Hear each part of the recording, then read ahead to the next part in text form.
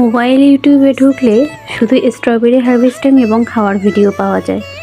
আর এগুলো দেখেই আমার মেয়ে বায়না ধরেছে স্ট্রবেরি খাবে, তাই বাজার থেকে স্ট্রবেরি এনে ওকে দেওয়া হলো। আর আমিও এদিকে একটু এক্সপেরিমেন্টের জন্য স্ট্রবেরির গায়ে একটু চাকু দিয়ে কেটে নিয়ে বারান্দায় একটা গাছের গোড়ায় হালকা মাটি চেপে রেখে দিলাম। দেখি আমার এক্সপেরিমেন্ট সফল হয় কিনা।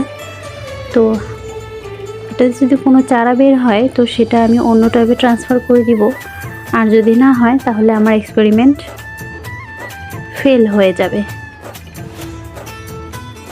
সবাই পাশে থাকবেন, আর আশা করি স্ট্রবেরি গাছ বের হবে, তো সেটাও আপনাদের দেখাবো।